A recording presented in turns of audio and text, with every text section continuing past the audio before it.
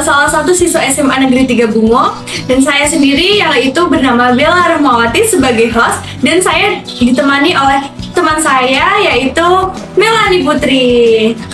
Panggil Mei aja Kak. Oke Kak Mei. Nah, jadi di sini kami akan podcast tentang bocil, bincang kecil. Jadi guys, di sini kita akan ngebahas nih tentang materi-materi yang mengedukasi. Wow, itu pasti bermanfaat dan seru banget ya Kak. Iya, bener sekali Kak Mei. Nah, sebelum itu kita akan menanya ini, gimana sih kabar Kak Mei? Alhamdulillah baik banget. Nah, oh ya, sekarang Kak Mei udah kelas berapa nih? Kelas 11 hampir ke 12 Kak. Dan itu udah mulai stres-stres banget. Ke 12 ini maksudnya gimana ini? Umurnya 12 tahun. Kelasnya Kak. Gitu. Nah, sekarang kita langsung aja ya guys ngebahas tentang materinya. Nah, jadi kan di sini kita akan ngebahas tentang manfaat dan dampak kebijakan ekonomi. Nah, menurut kami nih, apa sih manfaat dan dampak kebijakan ekonomi itu sendiri? Manfaat dan dampak kebijakan ekonomi itu ada banyak dan beragam ya. Apalagi untuk dampaknya itu bisa digolongkan menjadi dua jenis, yaitu kebijakan moneter sama kebijakan fiskal. Nah, menurut kami nih, manfaatnya kebijakan ekonomi itu sendiri tuh apa kira-kira? Salah satunya itu mengatasi pengangguran dan meningkatkan kesempatan kerja. Tersebut apa hubungannya? Hal itu termasuk dalam manfaat kebijakan ekonomi karena apabila kondisi ekonomi Indonesia itu stabil ya contohnya, maka akan mengundang banyak investor untuk membuka lapangan usaha di Indonesia. Wah, berarti hal tersebut itu akan meningkatkan kesempatan kerja yang berdampak pada berkurangnya pengangguran yang ada di Indonesia ini ya Kak Mei? Iya, benar banget. Nah, tadi kan kami ada nih ngebahas tentang dampak kebijakan moneter nih. Salah satu dampaknya itu apa sih Kak Mei? Salah satunya itu berhubungan sama cadangan wajib minimum atau kas ratio, tapi itu hanya berlaku pada bank umum saja. Nah, coba nih kami jelaskan secara detail ya. Apa sih dampak terjadinya pada bank umum tersebut? Itu berhubungan langsung kepada pemerintahan. Nah, jika pemerintah menaikkan giro wajib minimum, maka cadangan wajib bagi bank sentral itu akan menaik dan sebaliknya. Lagi-lagi pemerintah ya.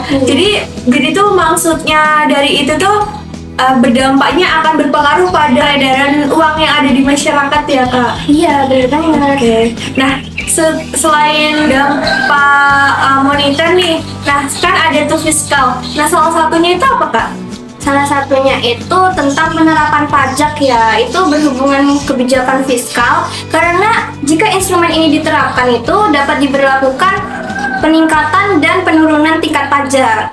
Nah, cara meningkatkan pajak itu dengan inflasi ya Kak? Iya, itu berhubungan dengan inflasi karena pemerintah itu menaikkan tingkat pajak jika terjadinya inflasi. Jadi inflasi itu akan terkendali. Oh, baik. Nah, jadi kan itu ada kenaikan dan pastinya ada penurunan ya Kak Mei. Nah, kalau penurunan pajak diterapkan ketika terjadi apa sih? Itu diterapkan jika terjadinya deflasi. Pemerintah menerapkan itu agar kegiatan ekonomi di Indonesia itu kembali tumbuh.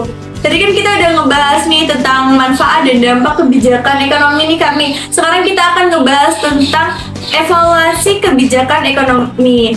Nah, menurut kami nih, apa sih tujuan utama kebijakan ekonomi bagi pemerintah itu? Tujuan utama itu sama seperti kita bahas tadi ya, untuk mengatasi pengangguran, meningkatkan kesempatan kerja, serta mengendalikan inflasi. Ya, kira-kira tuh tujuan tersebut dapat diterapkan dengan bijak nggak Kak Mei? Sejauh yang saya lihat itu dari sekian banyaknya kebijakan yang diterapkan, ada yang sudah tepat sasaran dan ada juga yang belum. Nah, kalau misalnya nih Kak Mei, kan kalau Bank Indonesia ini kan selaku penanggung jawab nih. Kalau misalnya Bank Sentral ini sudah melakukan tanggung jawabnya dengan bijak atau belum? Bank Indonesia selaku penanggung jawab Bank Sentral ini sudah melakukan tanggung jawabnya dengan baik ya dalam mengendalikan jumlah uang yang beredar. Waduh, bagus banget penjelasannya dari Kak Mei guys. Sepertinya segitu aja nggak sih? Soalnya waktunya pun udah mepet nih mau maghrib nih guys. Jadi guys, maaf banget nih kalau penjelasan kita dan bincang-bincang kali ini kita kurang memuaskan nih untuk kalian dengar ya guys. Tapi semoga aja pembahasan kita yang tak seberapa ini sangat bermanfaat bagi kalian ya. Dan ini bisa mengedukasi kalian. Ya. Terima kasih sekali sudah datang di podcast ini ya Kak Mei. Ya, sama-sama udah mengundang saya juga ya, Kak. Oke. Jadi guys, terima kasih telah menonton video kami. Sampai jumpa lagi. Bye guys.